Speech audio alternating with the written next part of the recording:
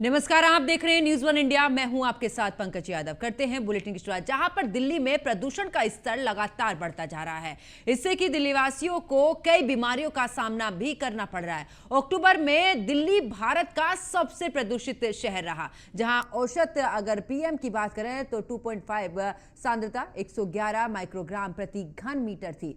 स्वतंत्र थिंक की अगर बात करें तो यहां पर स्वतंत्र think tank centre for research on energy and clean air के विश्लेषण से यह पता चला है कि अक्टूबर में भारत के सभी बड़े 10 प्रदूषित शहर राष्ट्रीय राजधानी क्षेत्र के ही हैं। इन शहरों में गाजियाबाद, मुजफ्फरनगर, हापुड़, नोएडा, मेरठ, चरखी दादरी, ग्रेटर नोएडा, गुरुग्राम और बहादुरगढ़ शामिल हैं। तो जिस तरीके से प्रदूषण का स्तर लगातार बढ़ता जा रहा है, धुंध यहां पर नजर आ रही है। ऐसे में आपको दिल्लीवासियों की अगर इस दौरान बात करें तो यहां पर सांस लेने में भी तकलीफ वो महसूस करें, गले में जलन, आंखों में भी जलन यहां पर नजर आ रही है। और आपको ये भी बता दें कि जिस तरीके से प्रदूषण का स्तर लगातार बढ़ रहा है और ऐसे में AQI भी इसमें भी बढ़ोतरी हो रही है, जो कि लोगों के लिए परेशानी बना हुआ है। जो लोग बीमार हैं उनके लिए ये प्रदूषण घातक सिद्ध हो सकता है। तो ऐसे में मास्क लगाकर ही घर से बाहर निकलें। और आपको बता दें कि इस दौरान दिल्ली NCR में राज्य सरकार ऑनलाइन क्लासेस भी चला सकती है, ऐसी भी खबर निकलकर सामने आ रही है। और यह भी कहा जा रहा है कि इस दौरान जिस तरीके से प्रदूषण का स्तर बढ़ रहा है, इसको लेकर स्कूलों में भी अब ऑनलाइन क्लासेस शुरू हो जाएंगी। तो आपको बता दें कि दिल्ली में सांस लेना मुश्किल हुआ है। और ऐसे में अगर 10 सबसे ज़्यादा प्रदूषण वाले शहरों की अगर बात करें तो वो दिल्ली NCR के ही हैं, जिसमें से ग्रेटर नोएडा की बात करें, मेरठ की बात करें, चरखी दादरी की बात करें या फिर गाजियाबाद की बात करें, मुजफ्फरनगर, ऐसे ये तमाम शहर हैं जो कि प्रदूषण की अगर बात, सबसे ज़्यादा प्रदूषण इन शहरों में नज़र आ रहा है, यानी कि AQI जो है वो इनमें बढ़ता हुआ। और अगर AQI की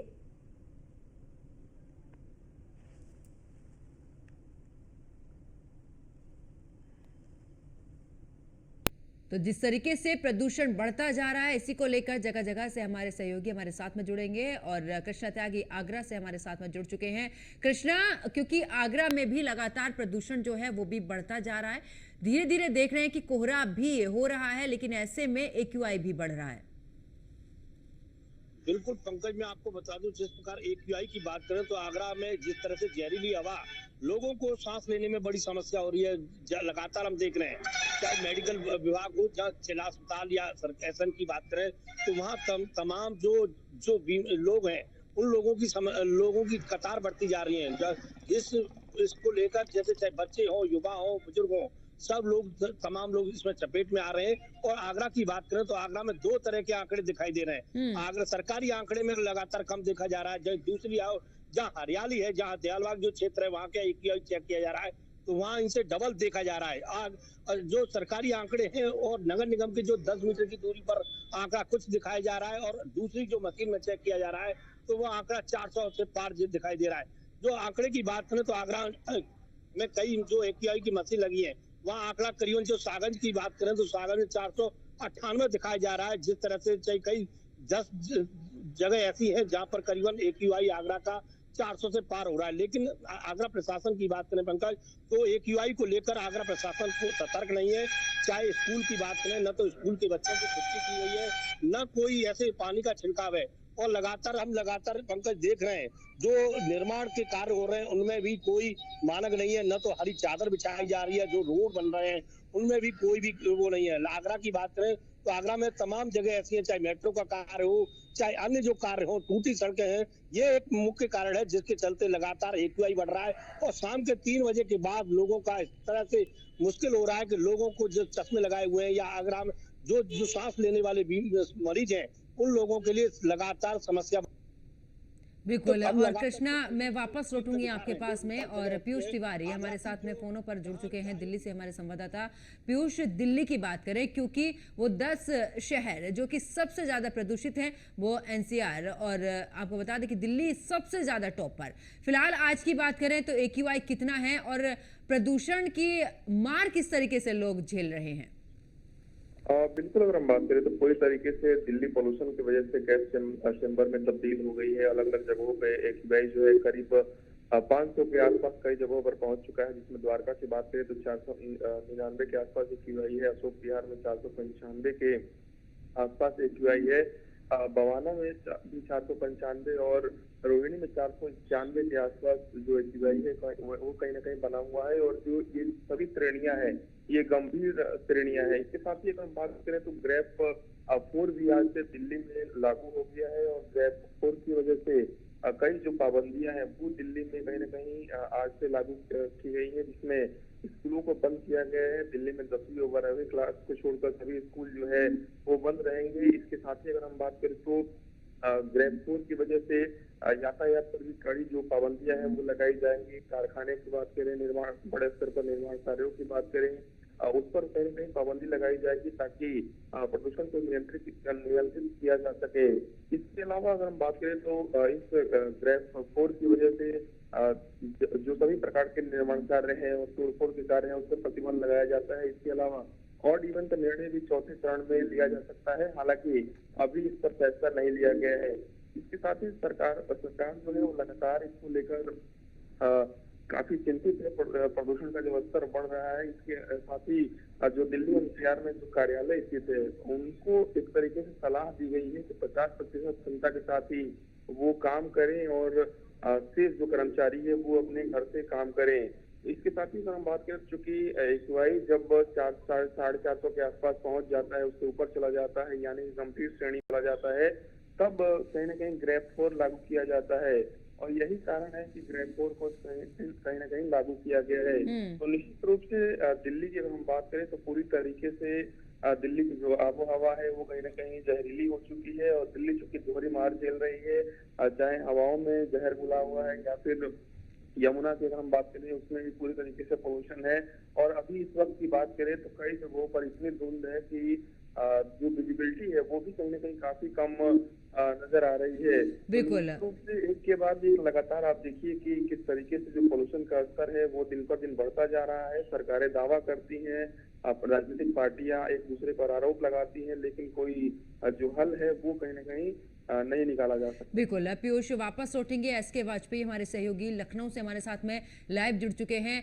एसके, अगर लखनऊ की बात करें, क्योंकि लगातार प्रदूषण बढ़ रहा है, ऐसे में लोगों के लिए परेशानी हो रही है, सांस लेने में दिक्कत हो रही है, आंखों में जलन हो रही है, गले में दिक्कत हो रही है। अगर लखनऊ की बात करें तो आज का एक्यूआई कितना है? बिल्कुल, अगर हम देखें तो राजधानी लखनऊ के अलग अलग इलाकों में अलग अलग एक्यूआई का स्तर है। सबसे खराब एक्यूआई जो लखनऊ का ताल कटोरा इलाका है वहां का है, क्योंकि वहां का एक्यूआई करीब 390 के करीब में है। हालांकि अगर हम बाकी जगहों की बात करें तो जिसमें जो भीड़ भाड़ वाले इलाके हैं, चाहे वो लालबाग हो, जहां पर एक्यूआई करीब 325 के करीब में है। अगर हम दूसरे इलाकों की बात करें जैसे कि हजरतगंज है, जो कि लखनऊ का बिल्कुल पॉश इलाका है और बीचों बीच में आता है, वहां का एक्यूआई करीब 290 के करीब में है।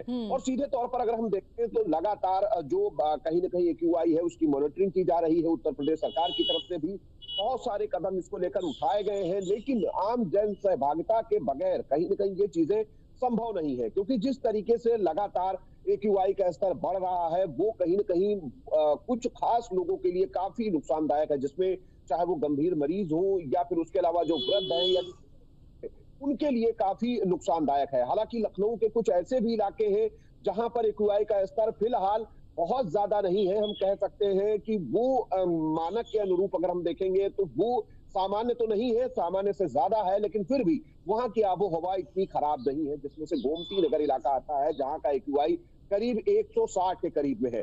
तो सीधे तौर पर वो जो इलाका है वहां पर चूंकि बहुत सारे पार्क हैं, चलेश्वर मिश्र जैसा पार्क भी उसी इलाके में आता है, तो वहां का एक्यूआई जरूर थोड़ा बाकी लखनऊ के कंपेरेटिव अगर हम दूसरे इलाकों की बात करेंगे तो ज्यादा मतलब उतना ज्यादा नहीं है। हालांकि जो लखनऊ के बॉर्डर के इलाके हैं, चाहे वो सरोजनी नगर हो जहां पर एयरपोर्ट होता है, वहां पर भी एक्यूआई का लेवल करीब 280 के करीब में है। तो सीधे तौर पर लगातार प्रशासन जो तैयारियां कर रहा है या जो इंतजाम प्रशासन की तरफ से किए जा रहे हैं वो इंतजाम नाकाफी दिखाई दे रहे हैं। उसकी वजह है कि आम जन सहभागिता इस पूरे मामले को लेकर नहीं। हालांकि हम शासन की तैयारियों की बात करें तो लगातार जो नगर निगम की गाड़ियां हैं वो छिड़काव कर रही हैं, जिसमें पानी का छिड़काव सड़कों से लेकर पेड़ों तक लगातार कराया जा रहा है। साथ ही साथ जो निर्माण कार्य पूरे राजधानी भर में चल रहे हैं, उन निर्माण कार्यों को बिना कवर किए निर्माण कार्य करने पर रोक है, जिसको लेकर लखनऊ विकास प्राधिकरण की तरफ से भी दिशा निर्देश जारी किए गए हैं कि अगर कहीं पर भी कोई निर्माण कराया जाता है तो उसको तत्काल ढककर ही निर्माण कराया जाए, ओपन में कोई निर्माण ना हो। साथ ही साथ सार्वजनिक वाहन है उनको बढ़ावा देने की कोशिश भी लगातार प्रशासन की तरफ से की जा रही, चाहे वो मेट्रो सेवा हो या उसके अलावा जो लखनऊ नगरीय बस सेवा है उसको बढ़ाने के निर्देश भी उत्तर प्रदेश परिवहन विभाग की तरफ से दिए गए हैं, ताकि लोग ज्यादा से ज्यादा उन सेवाओं का उपयोग कर सके। और साथ जो भीड़ भाड़ वाले इलाके हैं जहां पर लगातार जाम जैसी स्थिति रहती है, वहां पर भी ट्रैफिक जो कर्मी है उनको कहा गया है कि वो कोशिश करें कि वहां पर भीड़ भाड़ ना होने पाए। तो ये बहुत सारे इंतजाम हैं जो उत्तर सरकार की तरफ आ रहा है। हालांकि अभी बिल्कुल इसके और वापस लौटेंगे आपके पास में। इस दौरान के शर्मा मेरठ से हमारे साथ में हमारे सहयोगी लाइव जुड़ चुके हैं। के क्योंकि वो 10 शहर जिनका जिक्र किया जा रहा था अक्टूबर में कि सबसे ज्यादा प्रदूषित दिल्ली एनसीआर के, जिसमें मेरठ भी शामिल है। ऐसे में अगर बात करें के मेरठ में AQI कितना है, क्योंकि लगातार प्रदूषण का स्तर बढ़ता जा रहा है जो कि लोगों के लिए एक सबसे बड़ी परेशानी बना हुआ है। मैं आपको बता दूं जिस जगह पे मैं खड़ा हूं मेरठ में, यहाँ पर AQI 300 से पार है। और जब ये 300 पे पार है तो यहाँ पर आप देख सकते हैं धुंध है और खड़े होकर सांस लेना 5 मिनट बड़ा मुश्किल है। वजह साफ है कि जो इंतजाम करीब करीब 2 महीने पहले करने थे वो इंतजाम ना तो हुए हैं, और जितने भी इंतजाम हुए हैं वो नाकाफी हैं। अगर आप एरोनॉटिकल डिस्टेंस देखें दिल्ली और नोएडा का मेरठ के साथ, तो वो बेहद कम है। और इस एरोनॉटिकल डिस्टेंस की वजह से आपको पता चलेगा धुंध और एयर पॉल्यूशन यहाँ पर सबसे ज्यादा है। कहीं कहीं पर तो 350 से ऊपर है। मेरठ के कुछ इलाके हैं जहां पर 293 से शुरू होकर 400 तक टच हो रहा है, जबकि ये इलाका ग्रामीण पृष्ठभाग से जुड़ा हुआ है। बावजूद इसके जितनी AQ बढ़ी है, उसके बाद नगर निगम और दूसरे जो सहयोगी संस्थाएं उन्होंने अभी तक कोई स्टेप नहीं उठाए हैं। VIP इलाके को छोड़कर आपको कहीं पे भी छिड़काव होता हुआ नजर नहीं आएगा। पॉल्यूशन को रोकने के लिए, धुंध को रोकने के लिए, पॉल्यूशन को रोकने के लिए कोई अवेयरनेस प्रोग्राम नहीं चलाए जा रहे हैं। और अगर अवेयरनेस प्रोग्राम चला रहे हैं तो उसमें सिर्फ वृक्षारोपण की खानापूर्ति है।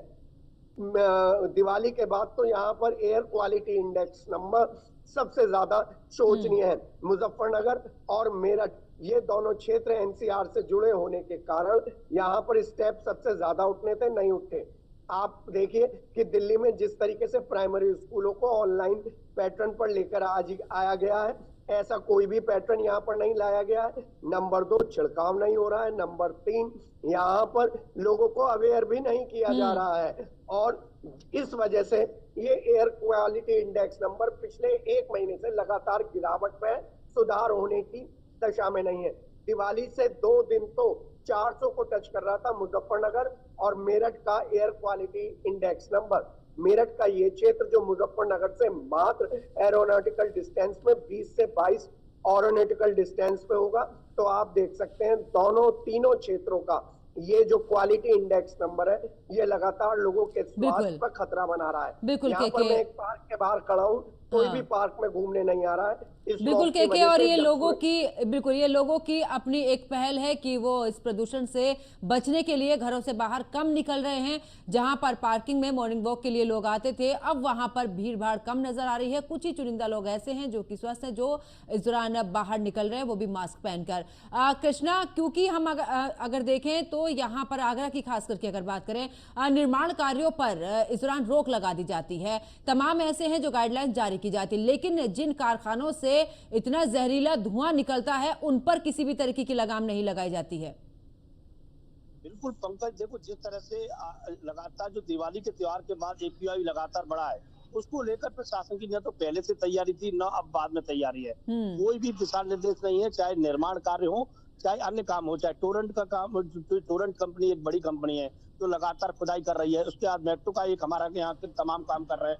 इसके अलावा जो डस्ट होती है, जो सीमेंट के कारखाने हैं या कारखाने हैं, जो इंडस्ट्री एरिया है, वहां पर भी कोई तैयारी नहीं है। लगातार आगरा की करीबन 10 जगह ऐसे हैं, चाहे सागंज हो, चाहे सुल्तानपुर चौराहा हो, तमाम चौराहे ऐसे हैं जहां पर AQI लगातार लगभग 400 के समथिंग पहुंच रहा है। उसके बावजूद भी प्रशासन की कोई तैयारी नहीं है। उन्होंने आंकड़े को कम करने के लिए अपनी AQI मशीन को भी कम कर रखा है, जिससे कि मीडिया के सामने आंकड़े ज्यादा न जाएं।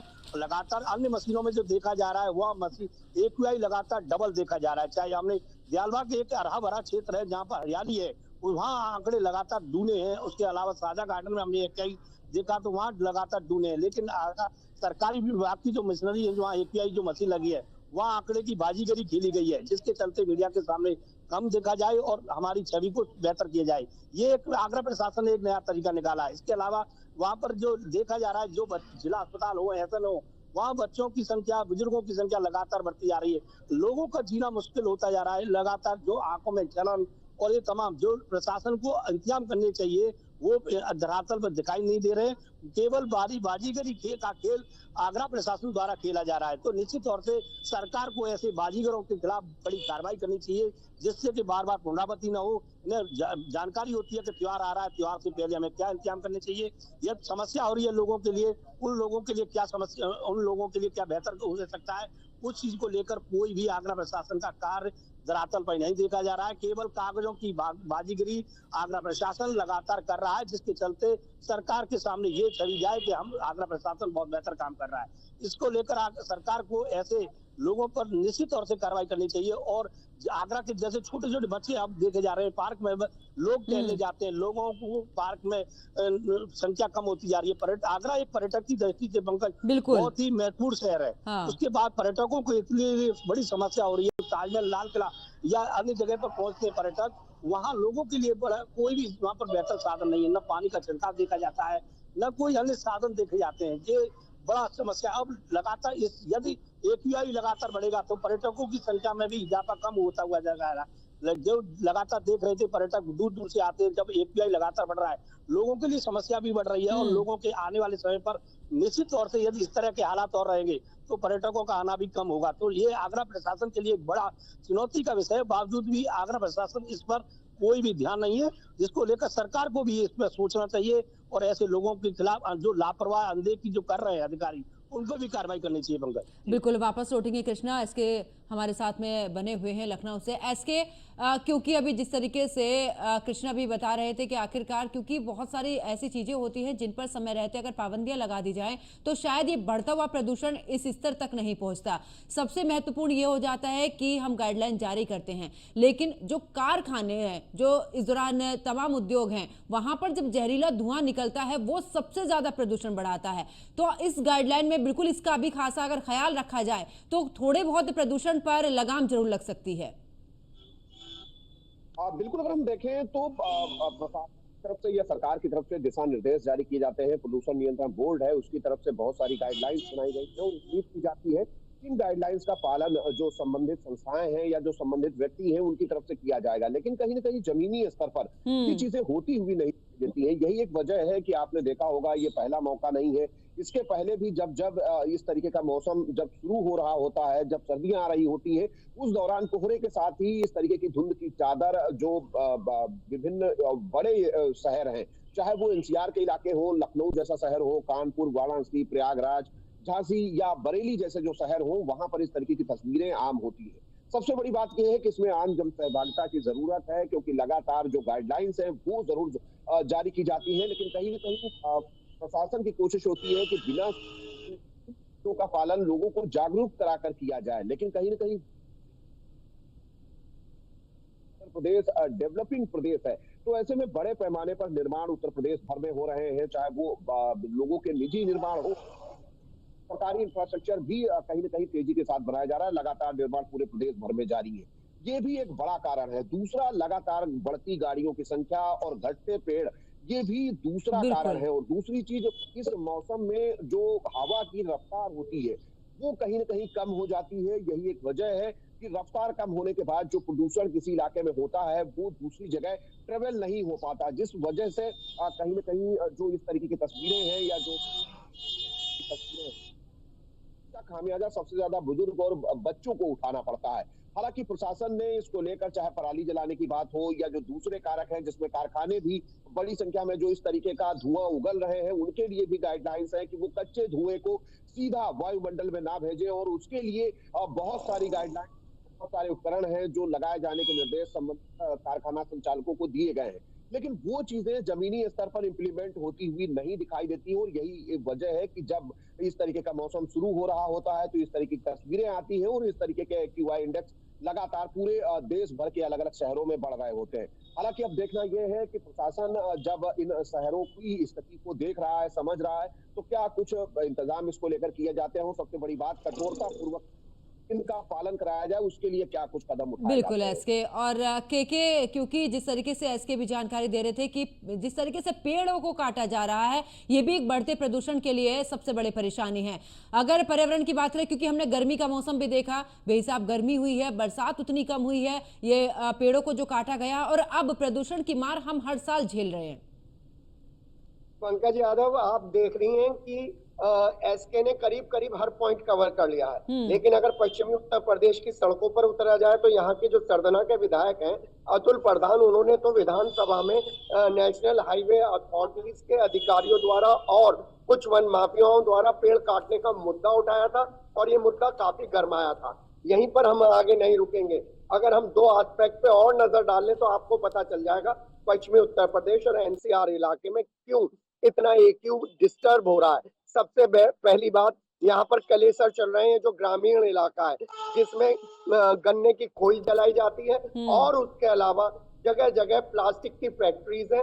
न्यूज वन इंडिया ने पहले भी इन फैक्ट्रीज के खिलाफ मुहिम चलाई थी, अब भी इन फैक्ट्रीज के खिलाफ मुहिम चलाने की आवश्यकता है जिससे वो पॉल्यूशन डिपार्टमेंट जो सरकार के लिए सफेद हाथी बन गया है वो कुंभकर्णी नींद से जागे और ऐसी फैक्ट्रियों के खिलाफ, ऐसे कलेसर्स के खिलाफ, भट्टों के खिलाफ जहां पर लगातार जहरीला धुआं उगला जा रहा है उन पर कार्रवाई करें। आप कहीं पर भी पूरे यूपी के 80 के 80 जिलों में से जाकर पूछे कि पॉल्यूशन डिपार्टमेंट का है, आपको पॉल्यूशन डिपार्टमेंट नहीं मिलेगा। मुश्किल से आपने पॉल्यूशन डिपार्टमेंट ढूंढ भी लिया तो उसके बाहर आपको 2 अवेयरनेस वाले होर्डिंग नहीं मिलेंगे कि क्या एक जिम्मेदार नागरिक को एयर क्वालिटी इंडेक्स रोकने के लिए, पॉल्यूशन रोकने के लिए करना चाहिए और कहां पर उसे रिपोर्ट करनी चाहिए। मेरठ के बारे में एक बात और बताऊं, एक सबसे बड़ा सवाल है क्योंकि हमारे साथ बने रहिए, आगे भी आपसे अपडेट लेंगे। एसके और कृष्णा, आप दोनों मेरे साथ में जुड़े, आप दोनों का बहुत बहुत शुक्रिया।